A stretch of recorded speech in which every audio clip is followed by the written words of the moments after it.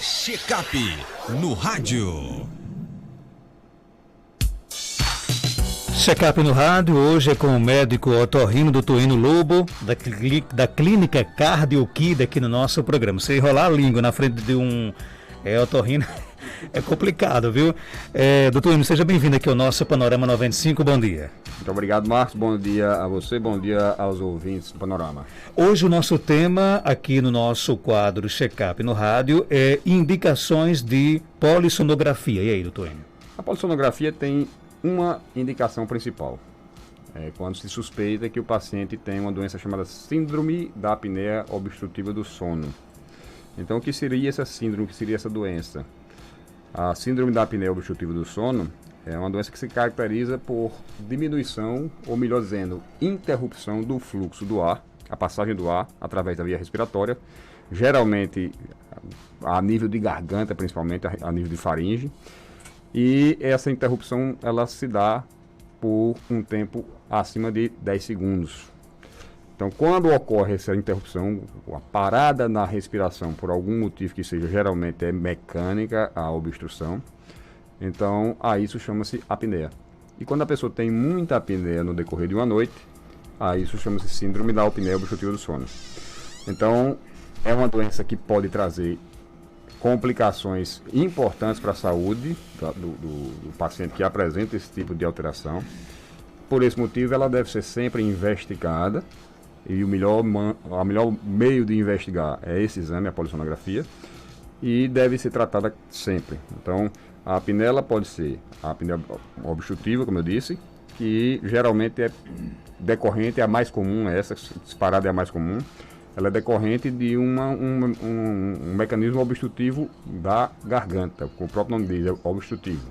A garganta, ela na hora da inspiração, na hora que a pessoa está puxando a respiração para dentro, a garganta ela colada, ela se fecha. Eu citei já uma vez aqui um exemplo parecido com a garrafa PET. Você pega uma garrafinha de refrigerante de 2 litros, tente puxar todo o ar que tem dentro dela. Ela vai colabando, ela vai fechando. Então acontece um mecanismo muito parecido com nossa garganta em algumas pessoas, principalmente aquelas pessoas que roncam. A apneia é muito mais comum no roncador, no paciente que ronca. Então a pessoa, daquele ronco mais forte, no meio da respiração, corta totalmente o fluxo de ar e, não passando pela garganta, não vai chegar ao pulmão.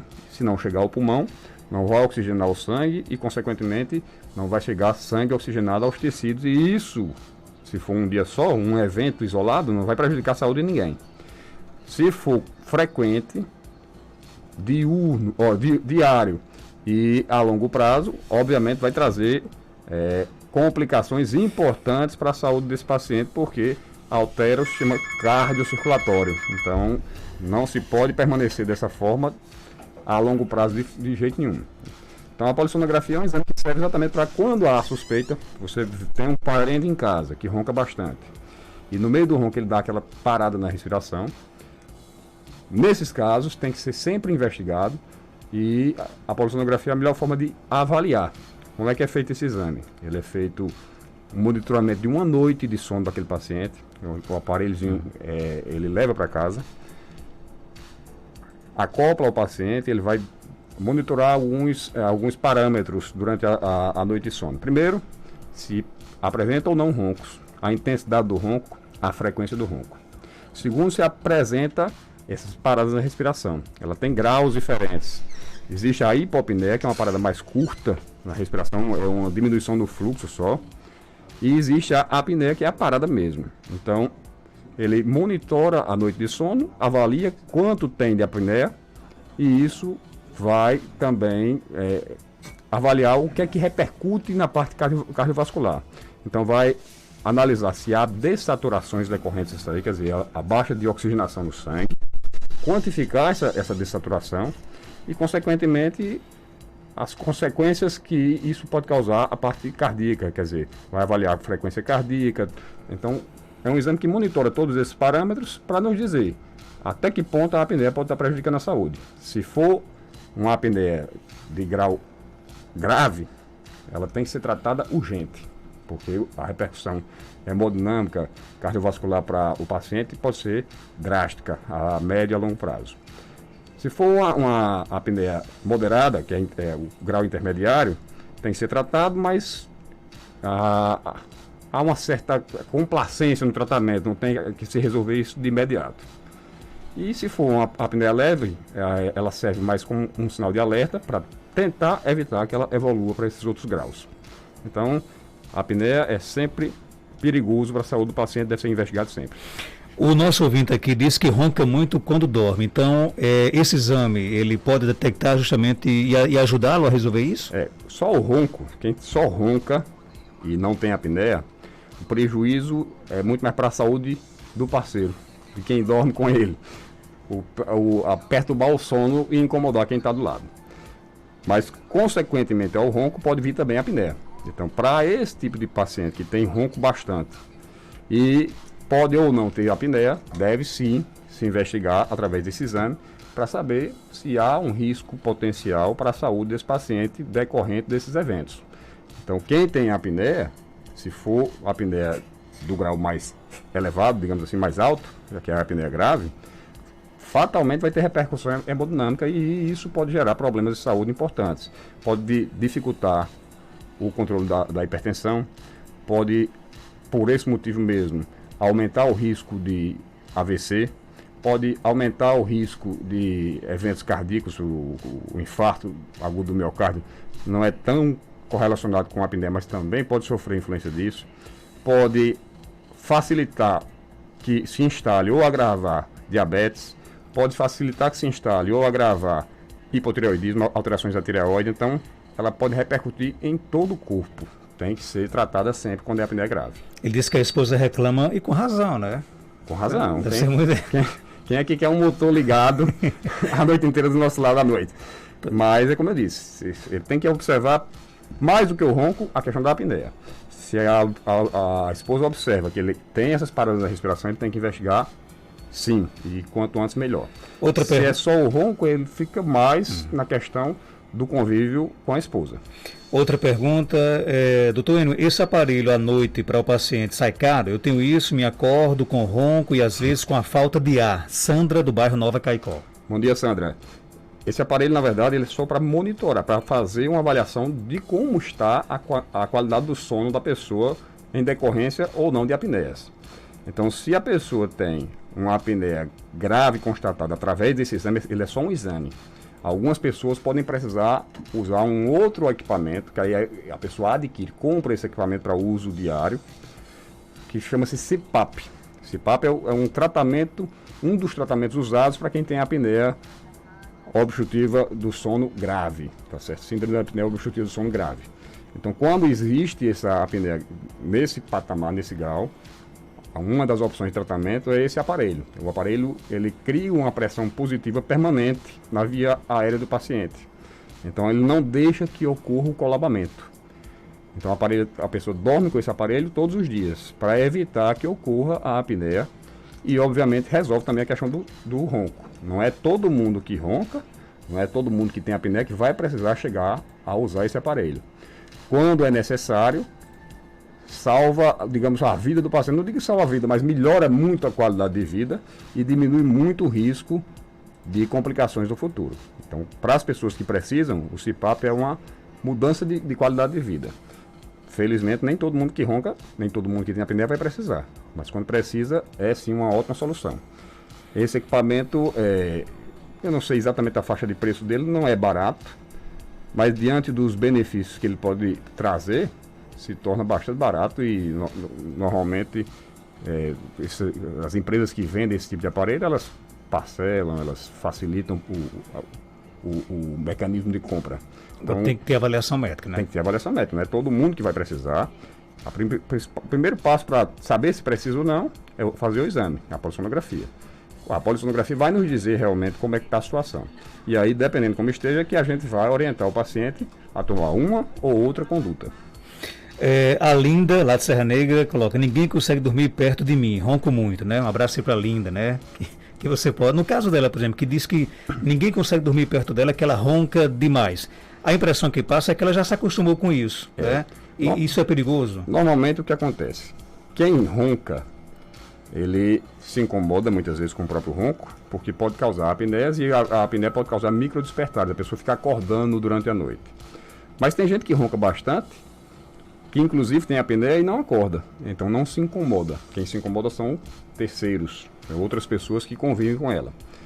Então eu oriento a Linda que peça ao pessoal que convive com ela para observar, principalmente além do ronco, a ocorrência desses eventos, das apneias, que é como se fosse uma parada na respiração. A pessoa para de respirar por alguns segundos. Então, se está ocorrendo a presença desses eventos, ela deve sim procurar já tratar, investigar primeiro, tratar depois, para resolver a questão. Sendo só o ronco, é uma questão muito mais de, como eu disse, convívio social. Se ela está incomodando os familiares, vale a pena ela tentar resolver a situação, mas não é mandatório, não é aquela coisa que seja obrigatório para a saúde dela. Quem é muito importante para a questão da saúde é resolver a situação quando ocorre apneias. Quando ocorre só ronco sem apneia, a questão é mais social mesmo. Agora, a polissonografia, por exemplo, eu posso procurar o otorrino e pedir uma orientação para fazer esse exame, mesmo se eu ter qualquer conhecimento se eu tenho ou não apneia, ou ele é bem... do ponto de vista preventivo, posso, por exemplo, fazer o exame? Pode, sem problema nenhum. O exame, na verdade, é recomendado para quem tem qualquer grau de suspeita. Eu ronco, mas não sei se tem uma apneia. E queria saber, pode fazer o exame? Pode sim. Nem é obrigatório que você passe previamente em consulta. Você diz, olha, eu tenho uma situação em que eu ronco bastante, eu não sei se eu tenho apneia, eu gostaria de fazer o exame primeiro para depois passar em consulta e ouvir o resultado da avaliação. Pode ser feito dessa forma? Pode, não tem problema. A ordem dos fatores aí não vai alterar o produto, entendeu? Então, pode ser feito primeiro o exame antes da avaliação otorrinolaringológica, sem problema nenhum. Não tem problema que seja feito primeiro o paciente. Agora, o paciente já sabendo que tem a suspeita dentro de casa. A família diz, olha, eu acho que você tem apneia, ou então você ronca demais, pode ser que tenha. Então, nesses casos, pode ser feito previamente o exame, sim. Pronto, eu tenho a impressão de que eu durmo com a boca aberta, né? E quando eu acordo, a garganta fica um pouco irritada. Esse exame também acusaria isso? Não, o exame não vai me dizer se a respiração é nasal ou bucal. Ele não se presta a esse tipo de informação.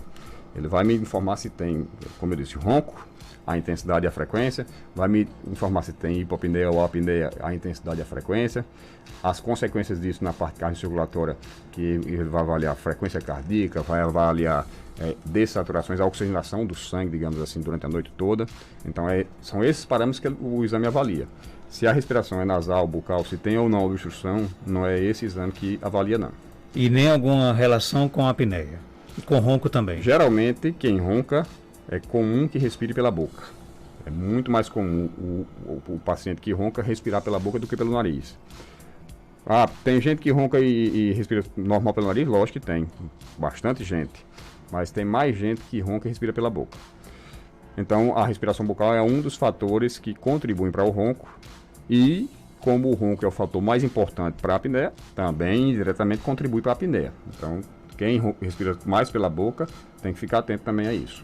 Tem áudio chegando, perguntas chegando no nosso WhatsApp, 992053030, bom dia. Bom dia, Marcos Dantas, bom dia, doutor Enio. Queria perguntar para doutor Enio. Eu chamo de estalicite, só que a medicina chama de sinusite. É assim, quando amanheço o dia, eu espirro fora do limite, sabe? Se eu for varrer uma casa, eu espirro. Às vezes eu pego um produto de cheiro, assim, um sabão em pó ou desinfetante, eu espirro. Se eu for mexer no guarda-roupa, eu espirro sem controle, sabe? Chega a dar aquele esmurecimento. Tô besta de tomar remédio aqui, vou mandar uma foto do remédio que eu tomo aqui. Às vezes tomo 2, tomo chá de hortelã, tudo.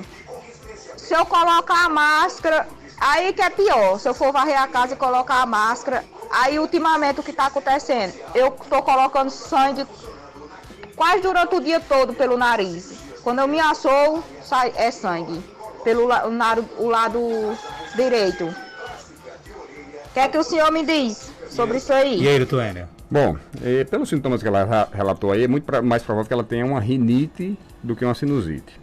Na verdade, toda rinite é também uma sinusite. É uma rinocinusite alérgica que ela tem sintomas disso. ela tem sintomas de rinite ou rinocinusite alérgica.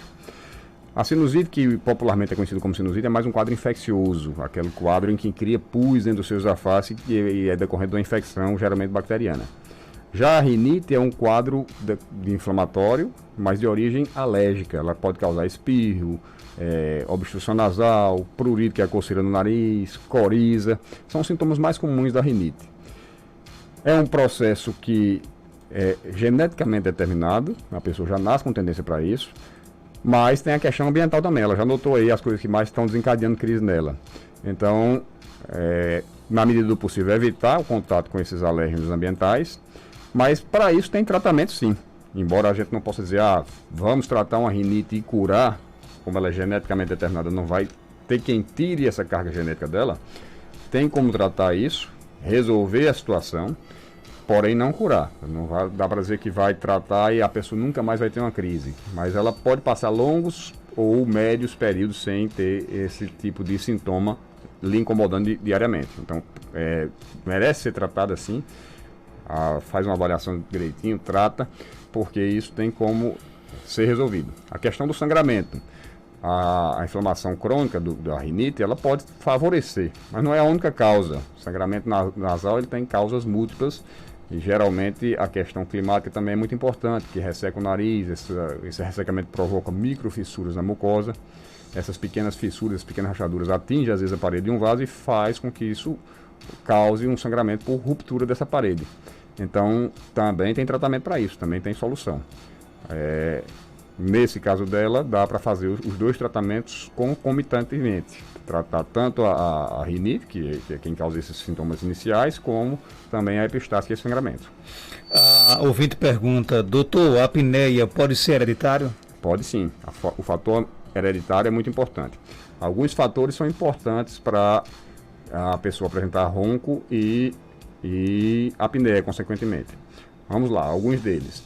A questão anatômica, a garganta, ela é às vezes mais estreita em algumas pessoas, mais larga em outras.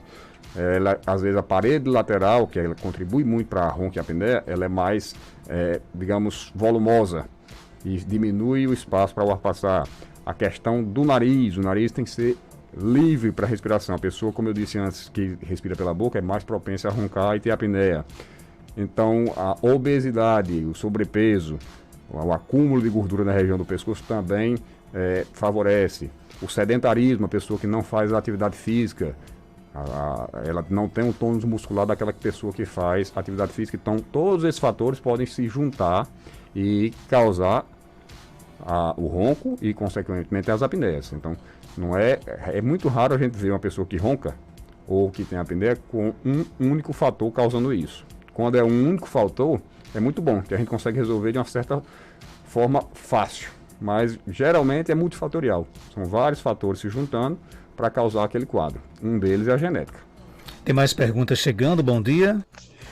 Bom dia, Marcos Dante, o doutor está dando essa reportagem, essa entrevista. Aqui é Amaral de Chucurutu. Eu descobri algo muito bom para desobstruir o nariz, viu? Aqui à noite, às vezes eu fico preocupado em respirar, coloco um colírio para pressão 2, rapaz, rapidamente desentopa o nariz, viu? Eu não vou remediando você porque é para evitar que nem todo mundo pode usar, se for o caso. Eu descobri isso. Bom dia. Amaral, você descobriu, agora vamos saber do Dr. Enio se realmente a descoberta valeu a pena, e aí? Bom dia, Amaral. Muitos colírios, não são só um tipo, alguns deles têm medicamentos que podem ter ação realmente vasoconstrictora no nariz. E ele não é próprio para isso. Então, embora ele possa dar o alívio, não quer dizer que é o tratamento ideal para você fazer e resolver a questão da sua obstrução. Por exemplo, tem alguns colírios que têm uma ação sobre o olho benéfica, mas que se você usar no nariz, embora ele alivie os sintomas, não necessariamente ela vai ser benéfica para a mucosa nasal, para a saúde do nariz.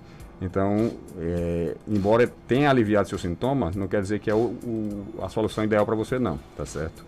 Então, o que eu sugiro é que você use muito esporadicamente se usar, e se precisar usar diariamente, como você me disse que se aperreia com uma certa frequência, era melhor você depois procurar um atendimento e ver o que é que está causando essa sua obstrução e tratar corretamente, não empiricamente como você está fazendo.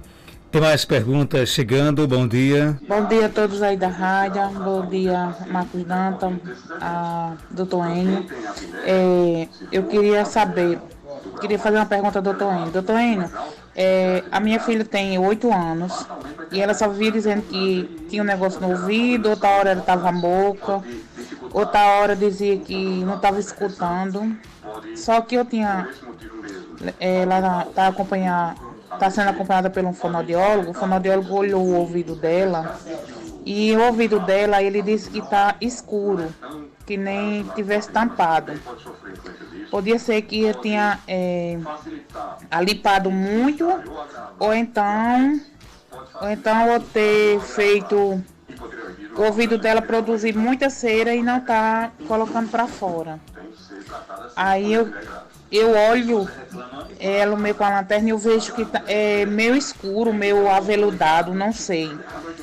Aí eu queria saber, doutor Enio, se isso aí acho que foi que na história prejudica a audição dela, né? Mas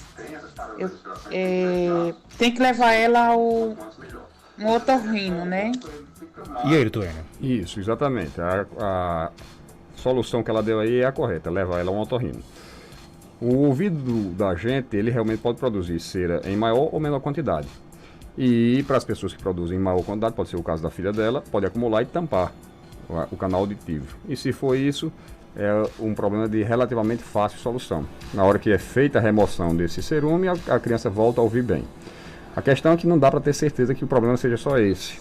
O fato de o fono ter avaliado e visto algo escuro dentro, pode ser cera, mas ela pode ser que não esteja em excesso, não esteja obstruindo o canal auditivo externo. E se não estiver obstruindo, ele não prejudica a audição. Então, consequentemente, pode ser que o problema não seja esse. Então, perda de audição, eu sempre bato aqui na mesma tecla, é fundamental que seja avaliado. Numa criança, mais ainda, não é normal que uma criança não esteja escutando normal. Então, se a criança tem alguma diminuição na percepção auditiva, na audição, tem que ser investigado sempre o quanto antes melhor. Porque se for um problema simples como a cera, se ela tratar agora ou daqui a um mês ou daqui a 2 meses, vai resolver. Mas se além da cera tiver algum problema na parte de dentro do ouvido, quanto mais tempo perder, maior a chance de não ocorrer essa recuperação. Então, perda de audição tem que ser sempre o quanto antes investigado, tem que ser feita uma avaliação, descoberto qual é a causa e tratado de acordo com, porque se perder tempo, nem sempre é possível recuperar aquela perda. Então, o conselho que eu dou para ela é realmente procurar o otorrino, como ela mesma sugeriu aí, e o quanto antes possível. O mais rápido possível. Isso. É isso. Tem mais pergunta aqui no nosso WhatsApp. Vamos ouvir. Bom dia. Bom dia, Marcos e doutor Enio. Doutor Enio, é porque eu sinto às vezes uma dor de cabeça que vem com vontade de espirrar. Aí eu espirro e de repente vem o próximo espirro e aquele espirro volta e aquilo ali finda numa dor de cabeça. Então passa dor 1 dia, 2 dias, 3 dias com dor de cabeça e só vem melhorar quando esses espirros saem. Eu gostaria de saber o que eu tenho que fazer. E ele, Toênio? Bom, dor de cabeça, ela tem muitas causas possíveis. Uma delas são as doenças nasosinusais, quer dizer, doenças do nariz e dos seios da face. A rinite, por exemplo, que causa espirro, ela também, quando está em crise, pode causar dor de cabeça. Então, eu diria que no caso dela tem grande chance de ter correlação, sim, com um quadro de uma possível rinite ou de uma sinusite, alguma coisa desse tipo. É bem provável que tenha correlação. Mas muitas vezes há uma associação de mais de uma doença. Por exemplo, às vezes a pessoa tem rinite ou sinusite e tem também enxaqueca. Então, pode ser que a rinite ou sinusite, no caso dela, esteja sendo o gatilho para desencadear as crises de uma possível enxaqueca. Às vezes não é uma coisa só, tem mais de uma trabalhando em conjunto para causar esse tipo de sintoma. Então, aí, mais uma vez, precisa ser avaliada, se tiver a rinite, tratar. Se com o tratamento da rinite a dor de cabeça desaparecer, fica provado que era só da rinite. Se desaparecerem os sintomas correlacionados com a rinite e a dor de cabeça persistir, talvez exista também a possibilidade de ter uma enxaqueca associada e aí talvez precise de um segundo tratamento específico para isso. Ok.